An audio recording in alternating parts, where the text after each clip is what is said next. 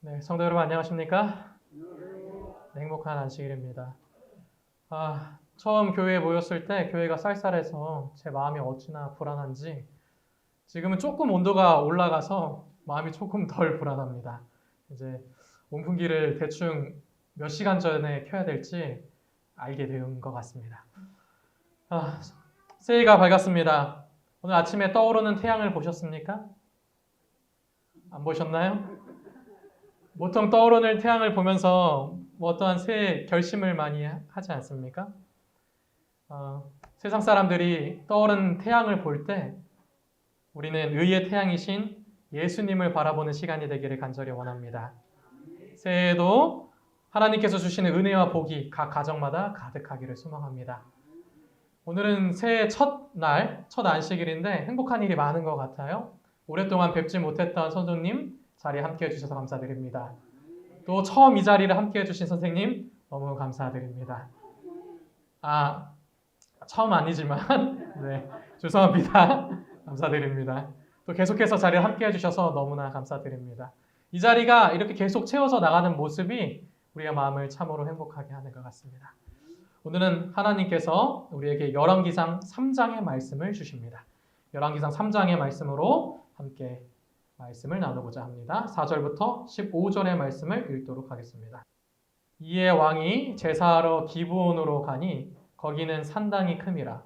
솔로몬이 그 단에 1,000번제를 드렸더니 기브온에서 밤에 여호와께서 솔로몬의 꿈에 나타나시니라. 하나님이 이르시되 내가 내게 무엇을 줄꼬 너는 구하라. 솔로몬이 가로되 주의 종 내 아비 다윗이 성실과 공의와 정직한 마음으로 주와 함께 주의 앞에서 행함으로 주께서 저에게 큰 은혜를 베푸셨고 주께서 또 저를 위하여 이 큰 은혜를 예비하시고 오늘날과 같이 저의 위를 앉을 아들을 저에게 주셨나이다.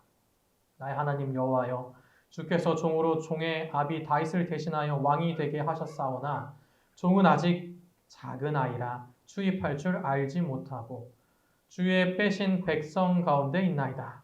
저희는 큰 백성이라 수요가 많아서 셀 수도 없고 기록할 수도 없사오니 누가 주의 이 많은 백성을 재판할 수 있사오리까?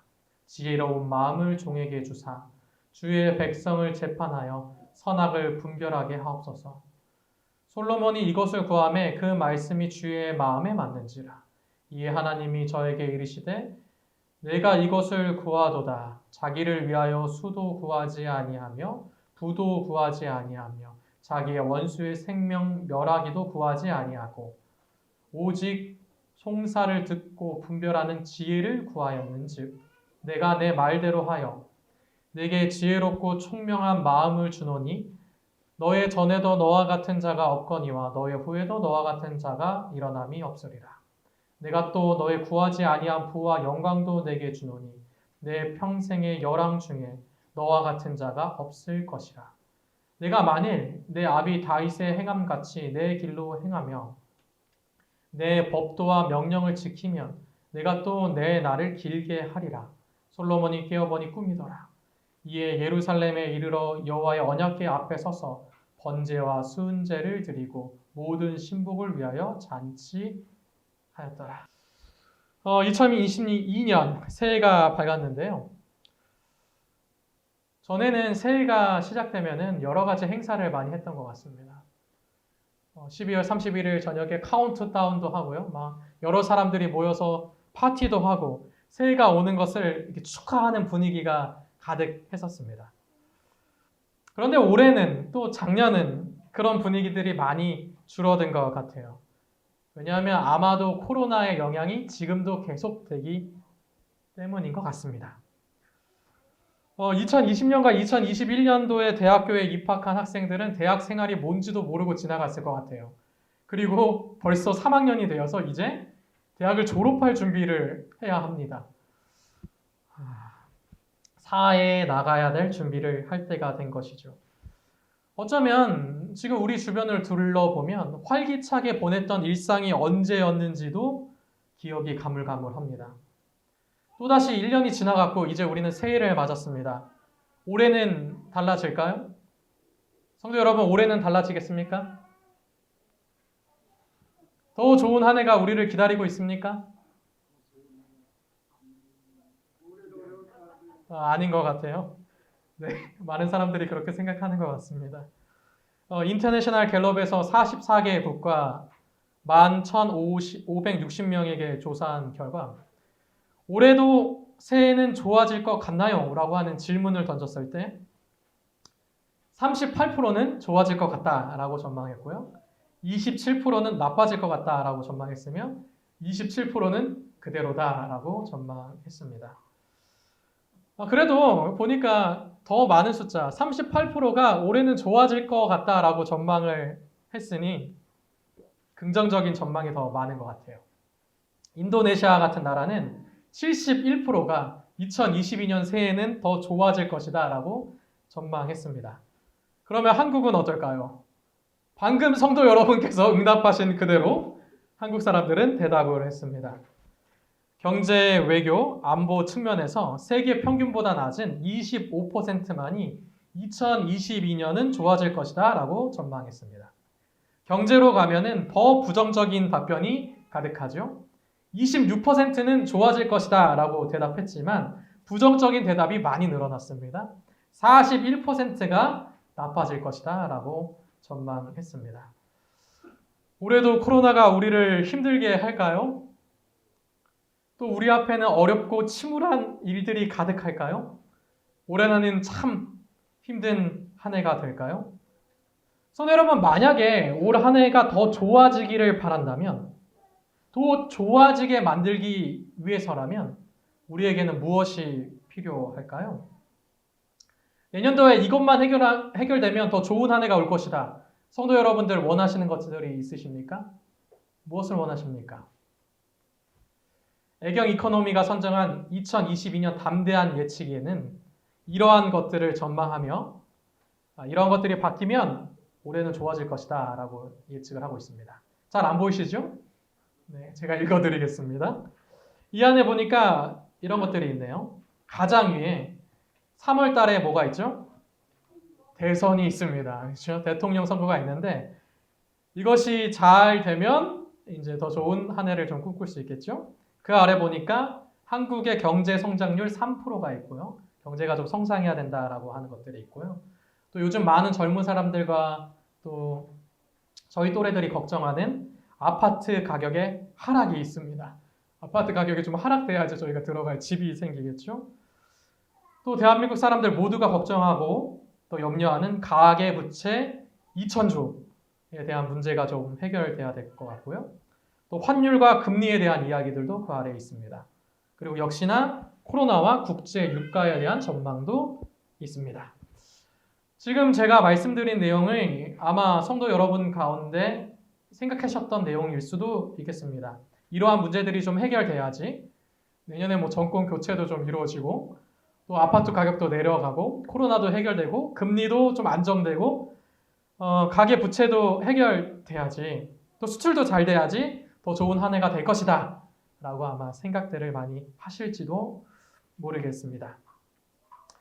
성도 여러분은 올 한 해를 바라보시면서 작년보다 더 나은 한 해를 만들기 위해서 무엇이 가장 필요하다라고 생각하십니까?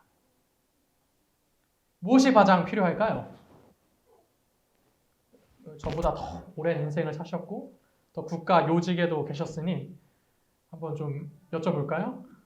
근데 정치적인 이야기가 나올 것 같아서 여쭤보지 않겠습니다. 제가 오늘 하고자 하는 이야기는 이러한 경제적인 이야기, 정치적인 이야기가 아닙니다.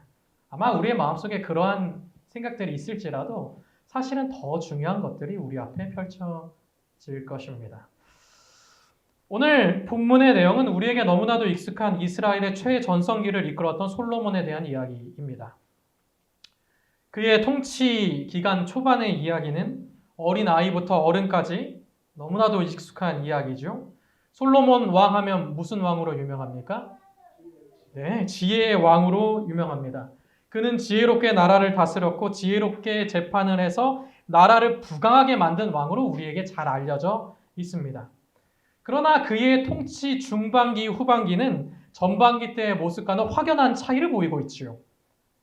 많은 사람들은 그를 지혜의 왕이라고 부르고 훌륭한 왕이라고 생각하지만 근래 들어서 솔로몬에 대한 평가는 많이 달라졌습니다. 그에 대한 부정적인 평가를 내리는 사람들이 상당히 많다라고 하는 것이죠. 그는 통치 초반에 분명 이스라엘을 최강국으로 이끌고 그의 백성들을 평안하고 안전하게 보낼 수 있게 만들었던 왕이었습니다. 그러나 그의 통치의 끝은 많은 백성들이 과중한 세금과 노역에 시달렸으며 그의 통치가 끝났을 때 나라가 반으로 날리게 되는 결과를 가져온 왕이기도 합니다. 솔로몬 통치의 전반기 그리고 중후반기를 나누는 근본적인 차이점은 어디에 있을까요? 무엇이 그의 나라를 행복하고 안락하게도 만들고 무엇이 그의 나라를 어렵고 힘들게도 만들었을까요?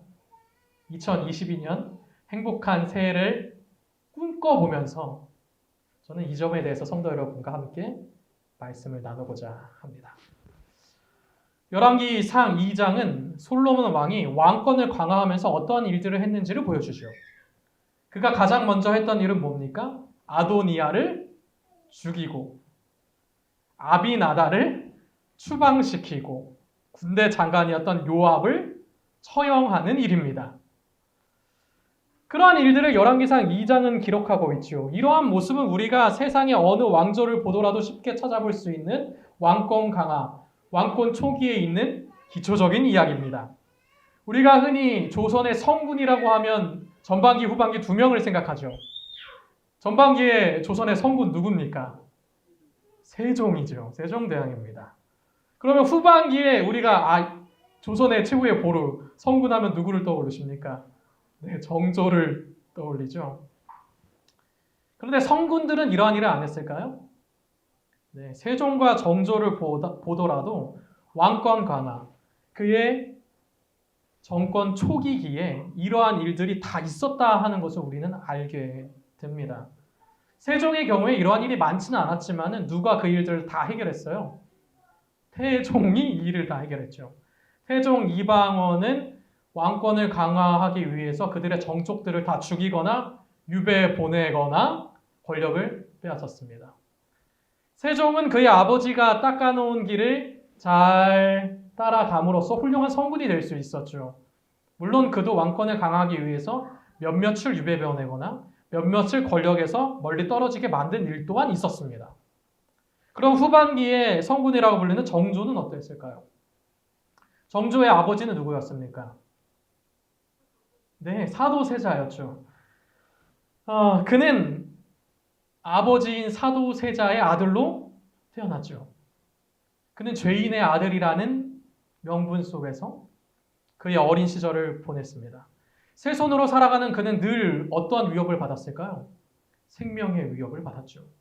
그의 할아버지 영조는 탕평책을 쓰면서 고루고루 이 분당을 기용하였습니다. 그래서 강한 왕권을 가지고 있었죠.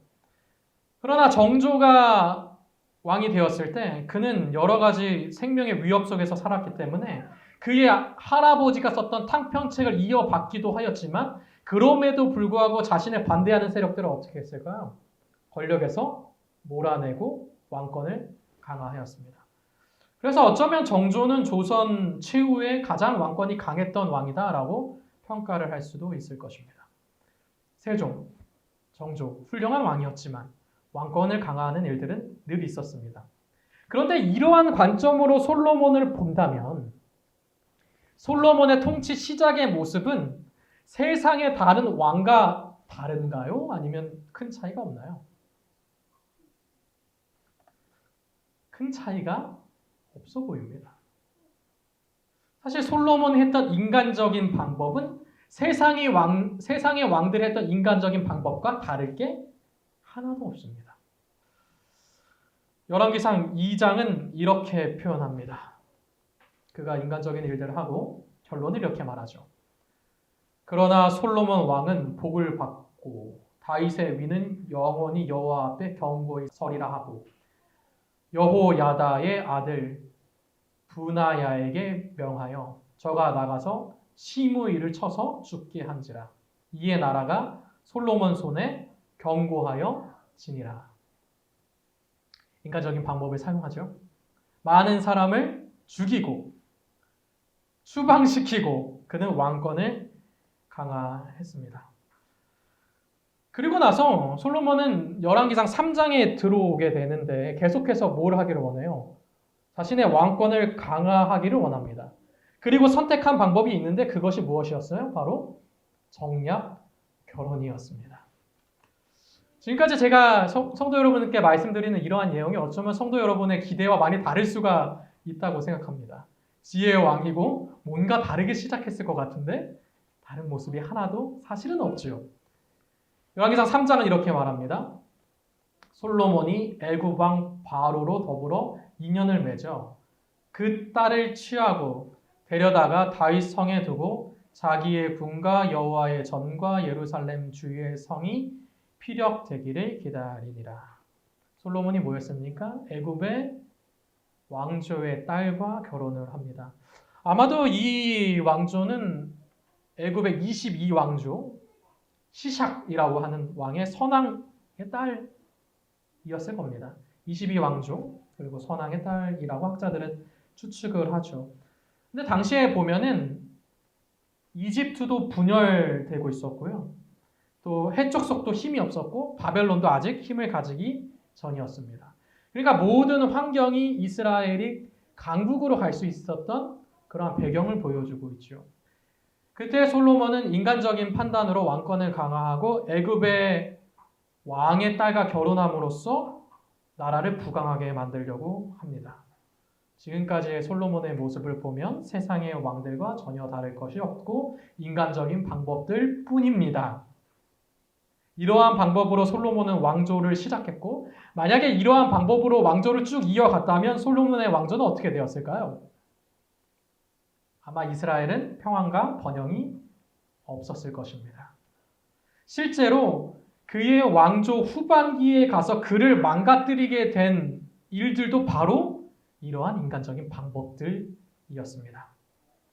이러한 인간적인 계략은 그의 통치 기간을 부흥으로 이끌 수 없었습니다. 그는 왕권 강화에 다른 왕조들과 똑같은 방식을 사용했습니다. 그러나 그것이 그의 왕권을 강하게 만들어주지 못했죠. 그에게는 다른 면들이 있었습니다.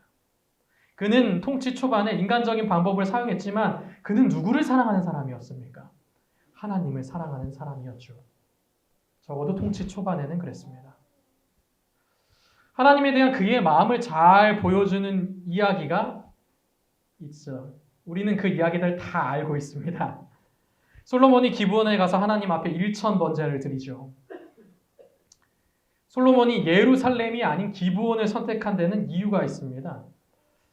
우리가 잘 아는 것처럼 이스라엘에는 아직 하나님의 전이 건축되어 있지 않았습니다. 신명기 12장에 보면 요단을 건너 가나안에 들어오게 되면 하나님께서는 자기 이름을 두실 곳을 세우시고 그곳에서 번제와 11조 그리고 희생 제물을 받으실 거라고 말씀을 하셨습니다. 즉 성전을 세우고 그곳에 하나님께서 계실 것이라고 말씀을 하셨죠. 신명기 12장의 내용을 제가 한번 읽어보겠습니다. 너희가 요단을 건너 너희 하나님 여호와께서 너희에게 기업으로 주시는 땅에 거하게 될 때에 또는 여호와께서 너희 사방의 모든 대적을 이기게 하시고 너희에게 안식을 주사 너희로 평안히 거하게 하실 때에 너희는 너희 하나님 여호와께서 자기 이름을 두시려고 한 곳을 택하실 그곳으로 나의 명하는 것을 모두 가지고 갈지니 곧 너희 번제와 너희 희생과 너희 11조와 너희 손의 거제와 너희 여호와께 서원하는 모든 아름다운 서원물을 가져가라 라고 되어 있습니다. 그러나 아직 그 성전은 없습니다. 그래서 솔로몬은 두 장소 중에 한 장소를 선택해야만 하죠. 법궤가 있는 장소인 예루살렘과 성막이 있는 장소인 기브온 중에 하나를 선택해야만 합니다.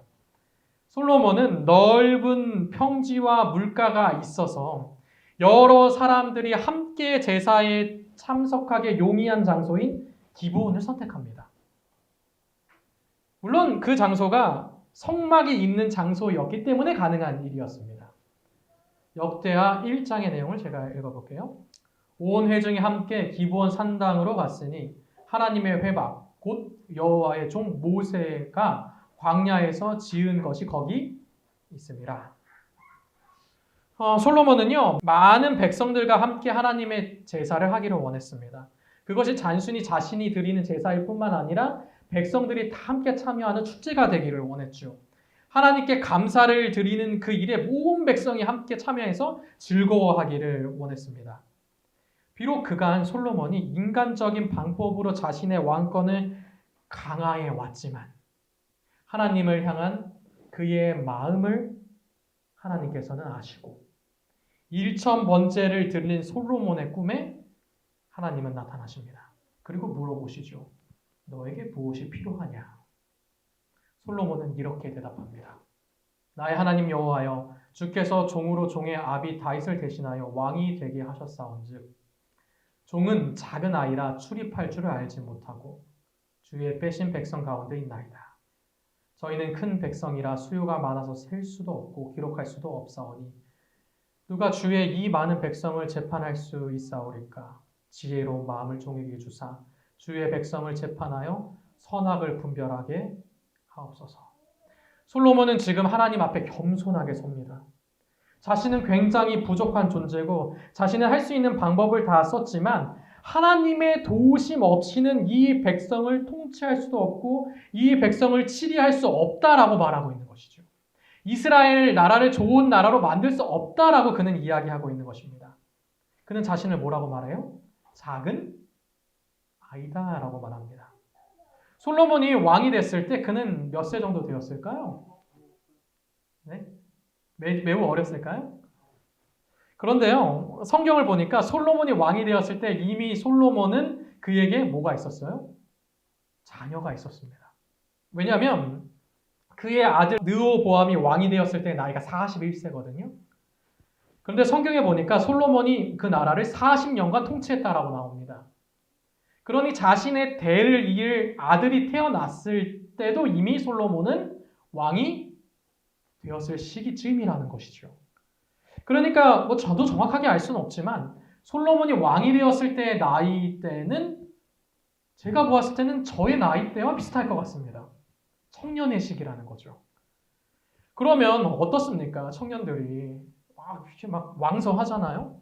뭐든지 할 수 있을 것만 같잖아요. 저도 처음엔 그랬거든요. 제가 이제 채용돼서 목회 나가면 교회 막 부흥시키고 50명 교회 막 300명 만들 줄 알았습니다. 부족한 사람의 모습이죠. 그런데 솔로몬은 자신의 부족함을 알았어요. 그리고 하나님께 도우심을 구합니다. 우리가 잘 알듯이 솔로몬은 무엇을 구했나요? 지혜를 구하죠.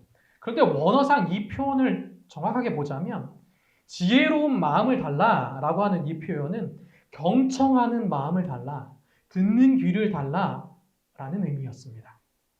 그는 하나님의 음성을 듣길 원했고 그 하나님의 음성에 뭐 하기를 원했습니까? 순종하기를 원했습니다. 그래서 그는 잠언에 이렇게 이야기합니다. 여호와를 경외하는 것이 지혜의 근본이요 거룩한 자를 아는 것이 명철입니다. 지혜는 뭐예요? 여호와를 경외하는 거예요. 하나님의 음성을 듣고 순종하는 것이 지혜입니다.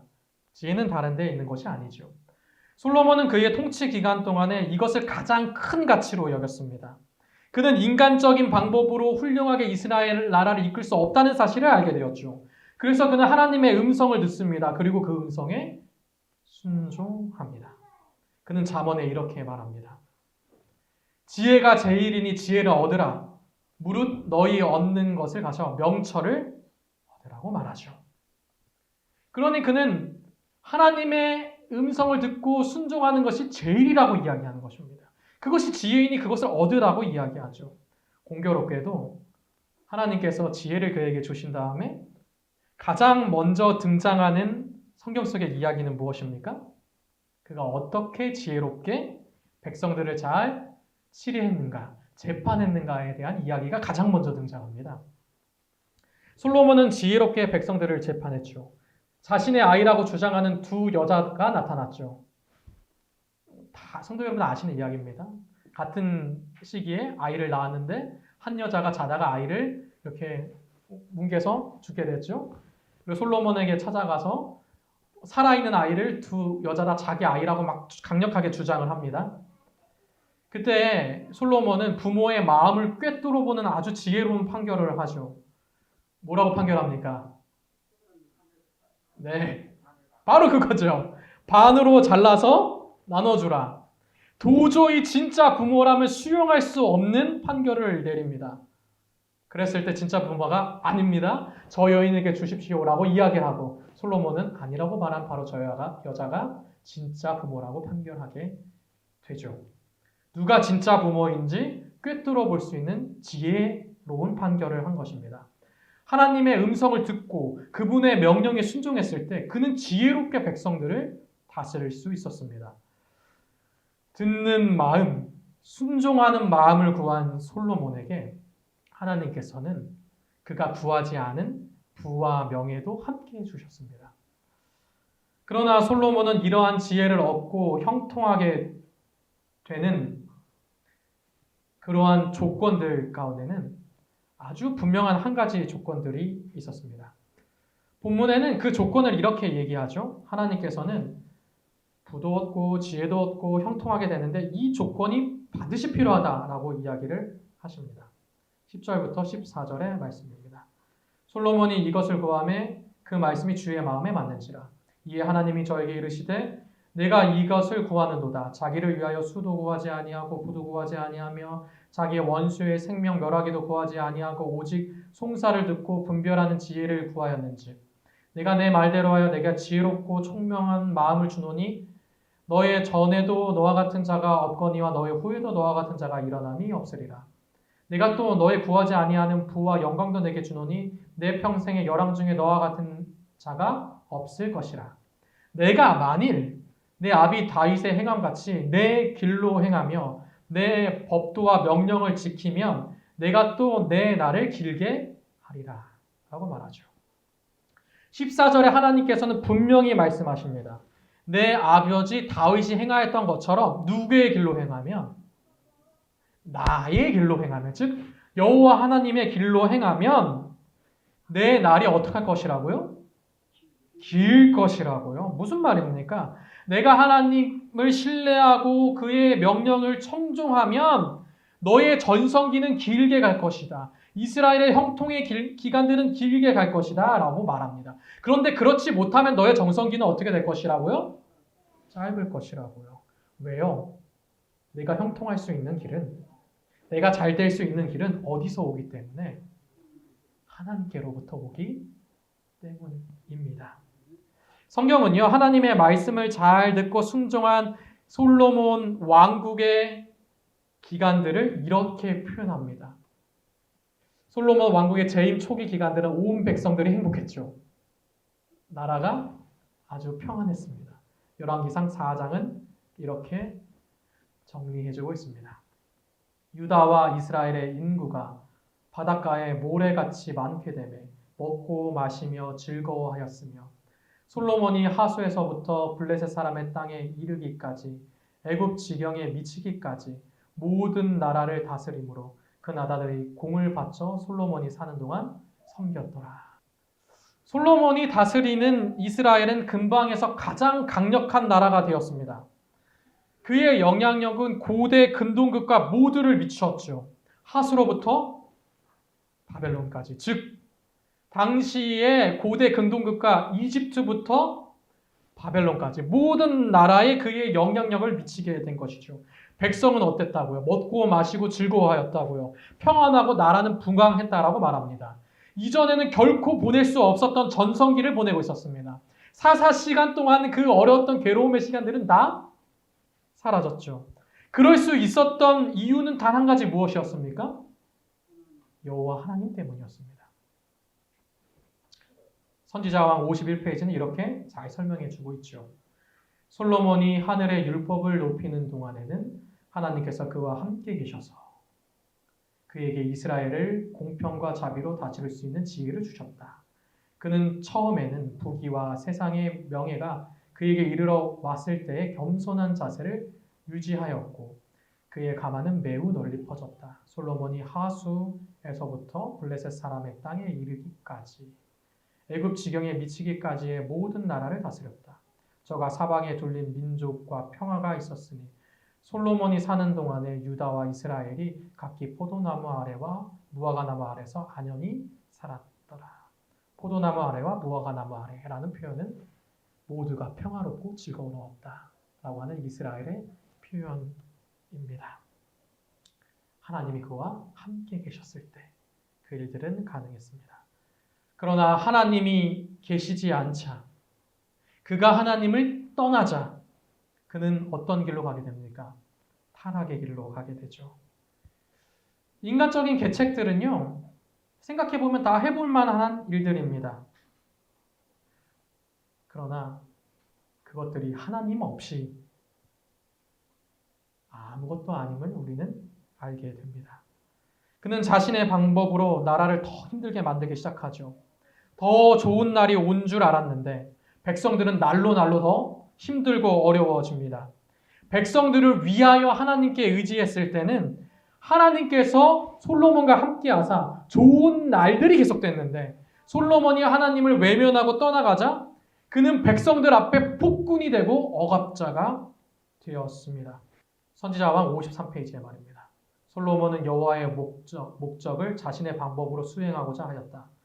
그는 이웃 나라들과 정치상, 상업상 동맹을 체결함으로 그 나라의 참 하나님에 관한 지식을 전할 수 있으리라고 생각하고 차례차례로 이 나라들과 성스럽지 못한 관계를 맺었다. 때때로 이러한 동맹이 이웃 공주들과의 결혼으로 조인되었다. 그리하여 그는 이웃 나라 백성들의 관습을 따르기 위하여 여호와의 명령을 버렸다. 열왕기상 11장은 이렇게 말합니다. 솔로몬이 마음을 돌이켜 이스라엘 하나님 여호와를 떠남으로 여호와께서 저에게 진노하시니라. 여호와께서 일찍이 2번이나 저에게 나타나시고 이 일에 대하여 명하사 다른 신을 쫓지 말라 하셨으나 저가 여호와의 명령을 지키지 아니하였다라고 말하죠. 솔로몬의 말년은 이러한 모습이었습니다. 그가 정말 말년이 돼서 자신의 잘못을 깨닫고 헛되고 헛되니 모든 것이 헛되다라고 깨닫기 전까지 솔로몬의 모습은 그야말로 폭군의 모습이었습니다. 더 나은 삶을 원했지만, 더 강력한 이스라엘을 원했지만 하나님 없이는 아무것도 할 수 없었습니다. 2022년 새해가 밝았습니다. 우리는 더 나은 새해가 오기를 원합니다. 물론 인간적으로 할 수 있는 것들이 많이 있죠. 정권 교체가 되기를 원하십니까? 대한민국 경제가 좀 성장되기를 원하십니까? 아파트 가격이 좀 떨어지기를 원하시나요? 금리가 안정되고요. 환율은 안정되고요. 수출은 늘어나기를 원하십니까? 그런데요. 그러한 모든 것들이 다 이루어질지라도 하나님께서 함께 하시지 않으면 아무것도 아닙니다. 결코 더 좋은 삶을 이끌 수 없을 것입니다. 선지자왕 55페이지에는 자신의 방법을 하나님 없이 열심히 이루었던 솔로몬의 모습이 어떤 모습인지를 그리고 있습니다. 그의 초기의 모습을 보았을 때 너무나도 가슴 아픈 이야기이죠. 제가 읽어보겠습니다. 많은 나라들과 통상에 수강되는 막대한 재원은 무거운 세금으로 보충되었다. 그리하여 교만과 야심과 낭비와 방종은 잔인과 강요를 낳게 되었다. 그의 통치 초기에 백성을 취급할 때 주목을 끌었던 양심적이고 사려 깊은 정신이 이제는 변하였다. 솔로몬은 가장 현명하고 자비로운 통치자로부터 폭군으로 전락하였다. 한때 자비롭고 하나님을 두려워하던 백성의 수호자가 이제는 포악한 압제자가 되었다. 호화스러운 궁전을 유지할 자금을 염출기 위해 백성들에게 많은 세금을 부과하였다. 백성들은 불평하기 시작하였다. 한때 그들이 저희 왕에 대하여 품었던 존경과 칭찬은 불만과 증오로 변하였다. 도덕적 능력이 사라지고 총명하던 감수성이 둔화되어 그의 양심은 마비되어 갔다. 그의 통치 초기에 아무것도 모르는 유아를 비통에 젖어 있던 그의 생모에게 돌려줄 수 있을 만큼 지혜롭고 동정심이 많았던 사람이 아이들을 산채로 제물로 바치는 우상을 세우는 일에 동의할 만큼 타락하였다. 정말 놀라운 모습이죠. 하나님 없이는 어떤 일도 좋은 방향으로 갈 수가 없습니다. 성도 여러분, 2022년 새해 더 좋은 한 해가 되기를 원하십니까? 세상적인 많은 방법들이 있겠지만 더 좋은 새해가 되기 위해서 우리에겐 단 한 가지가 필요합니다. 그것은 하나님 아버지와 함께하는 것입니다. 올 한 해 하나님의 음성을 듣고 그 음성에 순종하는 저와 성도 여러분이 되기를 간절히 원합니다. 2022년 하나님과 함께 더 나은 미래를 향하여 끊임없이 전진하시는 저와 성도 여러분이 되기를 간절히 바라면서 오늘의 말씀을 마치도록 하겠습니다.